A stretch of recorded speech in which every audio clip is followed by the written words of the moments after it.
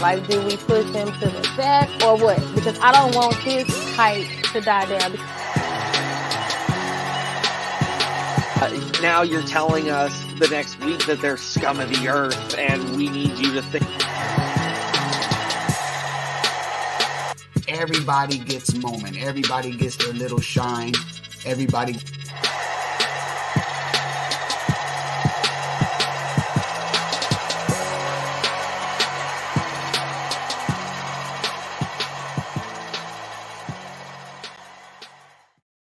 Hey, Dirt Sheet Radio Nation. It's your boy Sam Schluter, the straight shooter from the 2KWE Best in Virtual Wrestling Entertainment. Let's get to it. The Smack Diddy Smacks from Cody. It's about a couple of weeks late, but still smack the Terramana taste out of the rock, how Bully Ray says it. That is some funny shit. Yo, thanks for tuning in. As always, Dirt Sheet Radio Nation, let's get right into it. I'm rolling solo dolo again. Everybody's got some prior commitments and work commitments. So it's just me and you, the Dirt Sheet Radio Nation. So the lines are open. Comment and let's talk about it. Oh, man. The Rock and Roman, they finished off the show with The Rock and Roman. Roman comes out, fanfare, does a little entrance. Then The Rock comes out. What? And then they do again the Carl Weathers, Arnold Schwarzenegger thing, and the hug and the pass off. And then what's new is not acknowledge me for the very first time, I think. Roman says, acknowledge us. And then, you got some boos, you got some Rockies, you got some the hoopla. But right after that, Cody's music hits the interruption. And they're waiting for Cody to come out. And no Cody, he comes out at this point because Cody and Seth were not in their dressing room. The security lacked. There's like 14,000 security guys in front of their dressing room. And how the hell they escaped? They crawled through the floorboards. I don't know. But at that point, I thought that Cody and Roman was going to attack The Rock and the rest of the bloodline out of nowhere. But they came out through the crowd. And something very interesting to me. Who's the champion there? Is it Cody or is it Seth? Why the hell they came out to Cody's music? Once again, Seth getting disrespected. If Seth doesn't turn on him, come on now. Like, you know it. I know it. We're smart. On contrary to belief on what that fan was holding that sign up that said the IWC equals nerds, I know, and you know that I know that a lot of you guys are not nerds. You're pretty smart. This is 2024. We're into the business more than we should be at some points because sometimes I do miss kayfabe, but it is what it is. And, we enjoy it. But anyways, listen. And then Cody gets on it saying if he's going to, accept the challenge. And then The Rock cuts him off, right? The Rock cuts him off. And just right off the back, shut your mouth. And he tells Seth, and you shut your mouth even before you open it. Like, dude, I'm back there laughing. Everybody's chanting. Everybody's like laughing. It's crazy. And The Rock keeps telling them again, reiterating the stipulations, what's going to happen. And then you have it all of a sudden. Bam, Seth explodes. You shut your mouth. And I'm going to tell you, we heard you. And it ain't your time. It's our time. And it was just crazy, right? And he's like, we accept. And it's like, what the hell? So at this point, I thought, oh, man, they're about to go down. They got Nick Aldis on the side. They got all this little independent wrestlers as security. I'm like, yeah, it's about to go down, right? And then, damn, The Rock goes at it again, starts talking crap, saying this is family, And he, and then the high chief is looking down. His grandfather's looking down at him, and he's all, they're proud. And then even Dusty's looking down, and damn, dude. And he's like, what? And it was just crazy how Cody, just in the last seconds of the show, just smacks him. The Rock tosses the mic into the crowd or to the security, and then they give us the soprano cutoff. The soprano cutoff has "We Gave You" a few weeks ago. The soprano cutoff as well. But like, dude, what the hell? I was like, no, and I know you, the IWC, the Dirt Sheet Radio Nation. I know you at home were like me, like, what the fuck? Like, holy shit, they cut him off, and I know there's a brawl happening right now. That's the dark match. There's a brawl happening right now, and you are here, all 24 of you. Bless your souls. You are here with me because we're not there at the dark match. So that's some bullshit about how they cut the show. They were running late for time.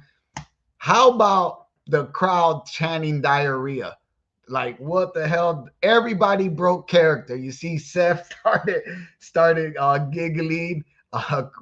Cody started covering his mouth. The Rock started almost laughing, breaking character. So did Roman. I think it was an all good segment. You know, it's moving the story along. That's what it was. You know, I went into tonight's SmackDown thinking nothing really major was going to happen, even though, you know, The Rock and Roman and everybody was under the same roof and they kept hyping it up. You know, I still went into like, come on, there's really nothing really that's going to happen as, you know, very pertinent to the story. But, you know, that slap, you know, that's pretty important. You know, he got his just deserves. He got his comeuppance, you know, as people would say. So that was pretty cool. All right, let's rewind to the beginning of the show. Dude, I think, you know, whether you like him or you don't, Logan Paul comes out and he officially announces that Prime is going to be the first logo ever to be, you know, the ring logo and the middle of the ring for PLEs. And, you know, every time he's out there, I guess, because it wasn't out there during no other time, but just when he was out there. I thought it was a piece of vinyl or something, but I think it was like a hologram or something from the reflection they shot from the top, what I know, right? But, you know, the kid can wrestle. Let's give him that. You know, I don't like him personally, or if you don't like him personally, or his YouTube channel, or his shenanigans, or his the Bitcoin thing, or whatever the hell it is. But the kid, he could go in the ring, right? You know, they made him the champion. They put the belt on him for a reason. And I think it's big. I think it's big for him and his company Prime. You know, that they got the middle logo. They're the first ever in WWE. You know, people writing me comments and stuff saying, hey, you know, they're not the first. No, they're not the first, because, you know, New Japan does it, Mexico does it all the time. Other smaller promotions throughout the United States do it. But Prime being the first one to be there, like, I guess if this is official or if this is just part of the story, I don't know. We don't know. But you know, that's pretty big. But the Prime Ring is what he called it.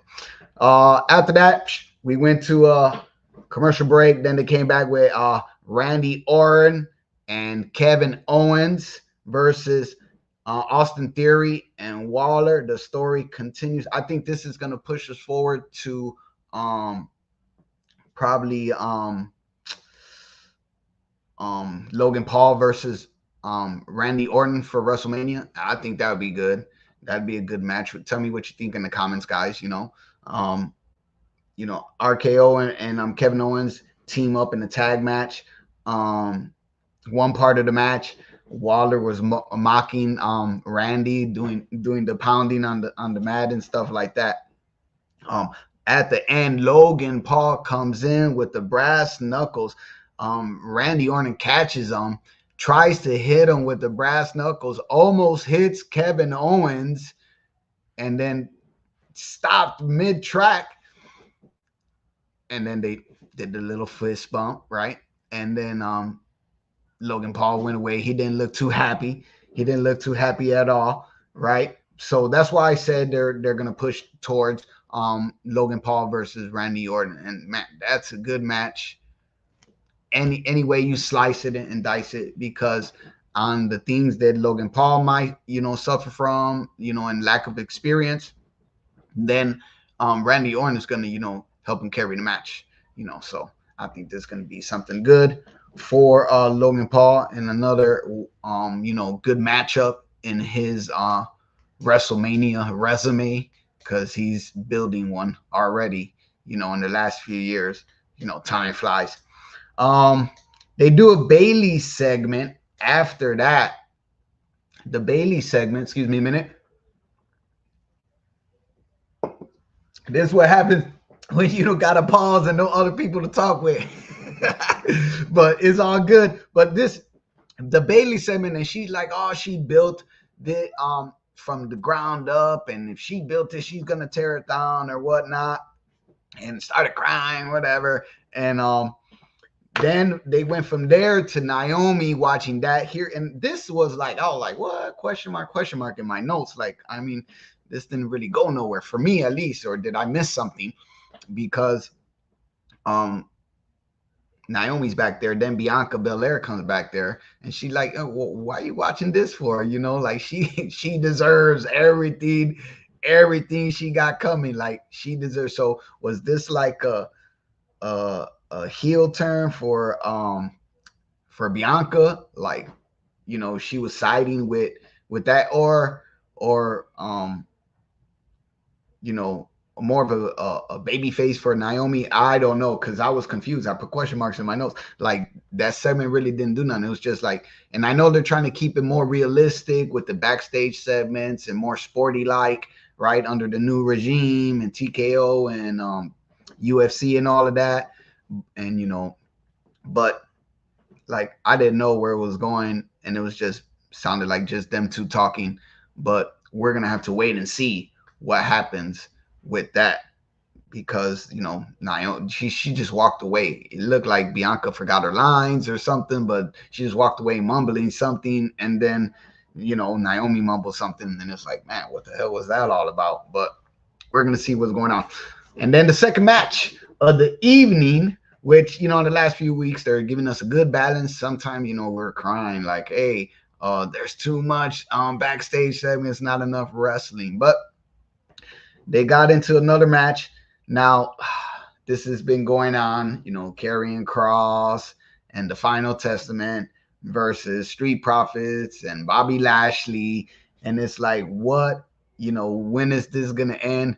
It's been going on a long time. I probably would have thought it ended at the Elimination Chamber, but no.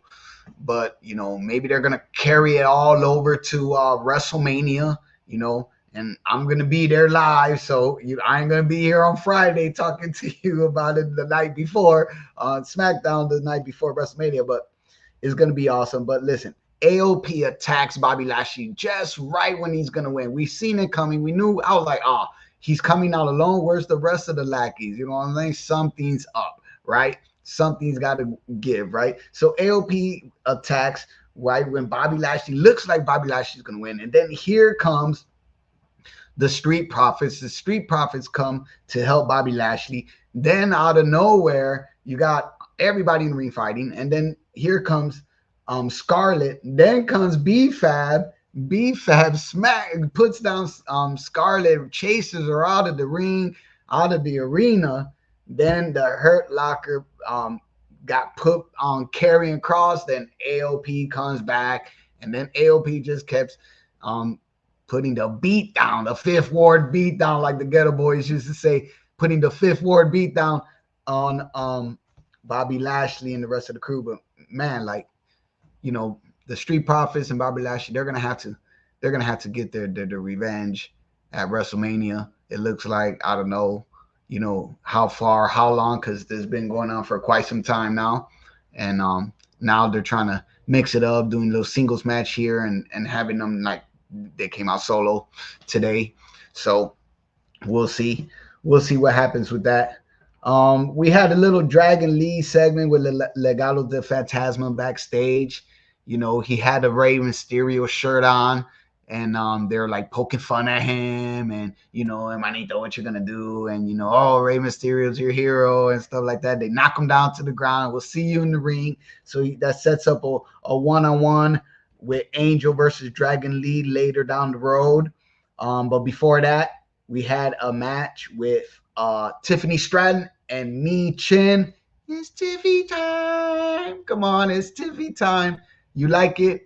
I mean, I'm still not 100% sold on Tiffy. To me, she's just Trish Stratus, 2024. Although she did impress me a lot in the Elimination Chamber, but I kind of like seen that coming because, we all seen it coming. I think you should have seen it coming too. They've been pushing her hard.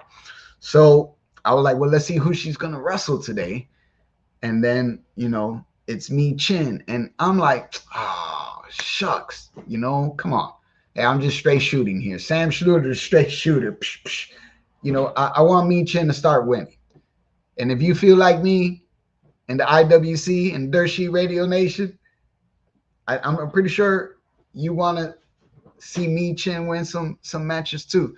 Because she's getting lost. She's getting lost. And the whole breakup with AJ Styles and the Good Brothers and the OC is all gone. And like, damn, dude, and she's just 1 win away and 2 wins away from starting the streak and building some momentum. And I know the WWE Universe is going to get behind her, because she could wrestle. She could go. It's not like she can't wrestle, She got character. So, that's just that's a tough one for me, But what are you gonna do? They're getting paid.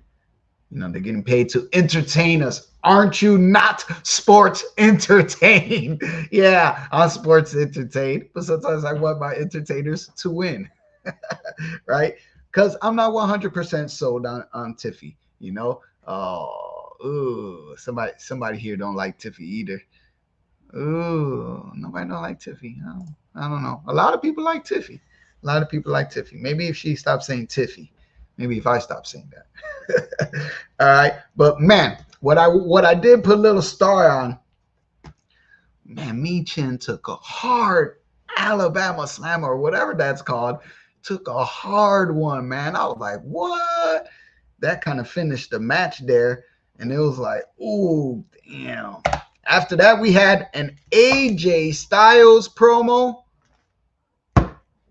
talking trash about L.A. Knight. Yeah. So what do y'all think about that?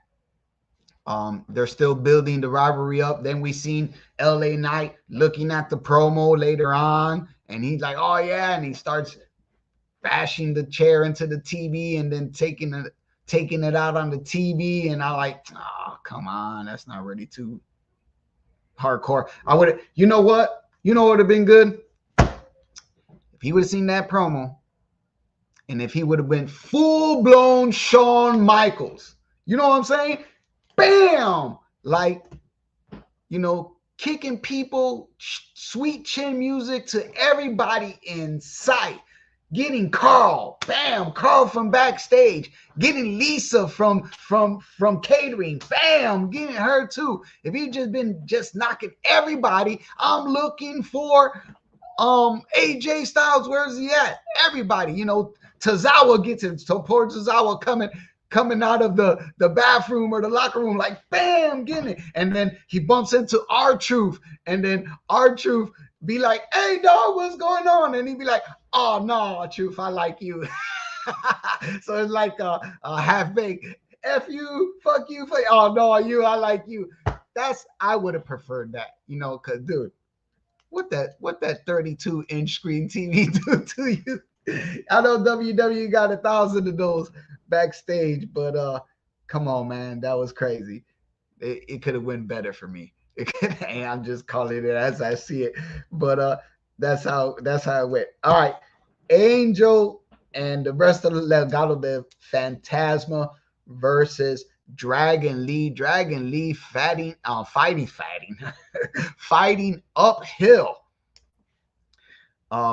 uphill tonight against like everybody by himself, and he still pulls out the victory.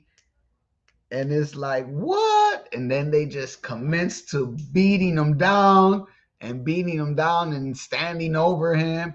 And it's like, damn, dude, what the hell? Like, you know, we haven't seen Dragon Lee in a while, so he got to win, but he got a beat down. So now that Dragon Lee's back into the picture, it could probably even up the odds for LWO. I hope so. So we'll see what's going on. Yeah, Lewis, solo dolo tonight, my friend. So after that, this was something real cool for the video game nation out there for the 2K24. Hey, I'm all over it. Yeah, I run a virtual wrestling program every Friday and Sunday. So I like this backstage segment with Tyler Bate and Pete Dunne. Yes, Pete Dunne, not Butch. Pete Dunne, get used to it again, right? Tyler Bates over there playing the new game. Bam, it's looking good and crisp. He's playing the Battle Royal or 8-man, whatever it looked like. And he comes Pete Dunne and he says, you want to ask about a match. And then Tyler Bate goes, I'm going to go find out about that. And he leaves him the remote control. And then you see Pete Dunne look around like nobody's watching. And he jumped on the sticks, boy. Jumped on the sticks, started playing. That's a good segue to the new game. You got to money. Got to promote. And the big machine don't stop. So they got to promote it all factions. But I kind of like that because, I'm a big video game nerd. So I'm pretty sure all the video game nerds like myself, they appreciated that, right? So, but Damage Control came back, answering back to Bailey in a backstage segment. And they're like, yo, basically they're saying, it was never Bailey. You're just using you. It was always us. It's not the era of Bailey. It's the era of Io Sky. And it's, the story continues. They're just gonna all pile on Bailey, just like Dragon Lee got piled on. So, and what's going to happen there? What's going to happen? There's rumors in your windows, as they would say. Hot Conrad Thompson. Rumors in your windows. They would say, there's video out there of AJ Lee still training. I seen the latest video out there, AJ Lee still training with The Rock. And I'm like, wow. So I heard something about AJ Lee might be the one at WrestleMania to come and save Bailey while Bailey's getting beat up. I would love that. Let me know how you feel about that, because I will totally love that. All right, guys, that leads us into tonight's moment of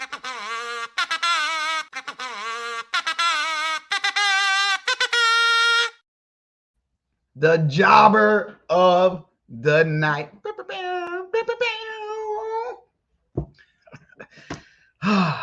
This one's a heartbreaker. It's got to be Mi Chin. Come on. Damn, that's terrible. How you feel about that? I don't know about that. AJ Lee all day. Lewis, thanks for being active, Lewis. All right. Well, Mi Chin got the jobber of the day. For me, that is. Let me know what you think. I think she could be better. She is better. She could only win if they card her to win. And I don't know where the lack of confidence went, but I would like her to start winning something. Oops.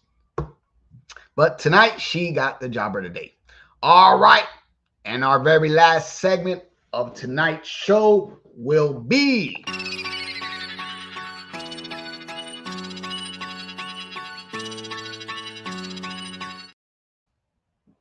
Cody Rhodes is tonight's mega star of the night because he finally did the smacks back on The Rock. And after this show, I am searching the internet for the rest of that dark match that happened after that smack. Because brothers and sisters, they just let us off the air with a smack like that. The Rock tosses the mic. You know what that meant. You know what that meant? Come on now. Remember when old boy last year tossed the hat? What the hell? It's on like Donkey Kong. Let's go. You know, The Rock was smacking his forearms. The people's goosebumps were alive and thriving.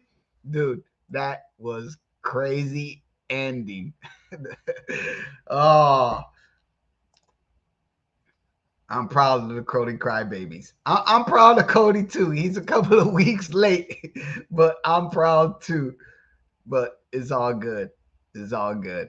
Well, folks, what can I say? Thanks for tuning in. We had a blast. It was an awesome show, and we'll see you next week on Dirt Sheet Radio, Smackdown Rewind. All right, folks. It's going to be an awesome week for wrestling. Tune in to all your favorite wrestling, no matter what it is.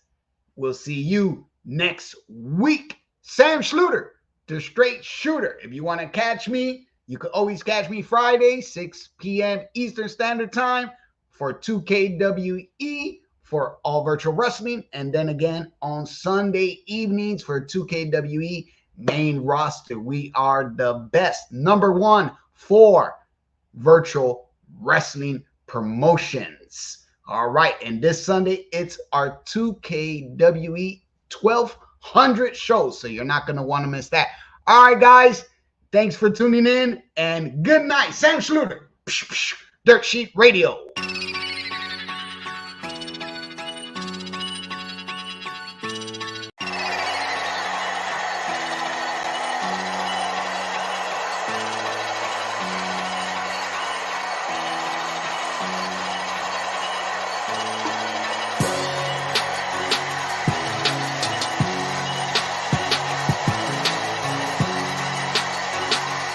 Like, do we push him to the back or what? Because I don't want his height to die down. Now you're telling us the next week that they're scum of the earth, and we need you to think. Everybody gets a moment. Everybody gets their little shine. Everybody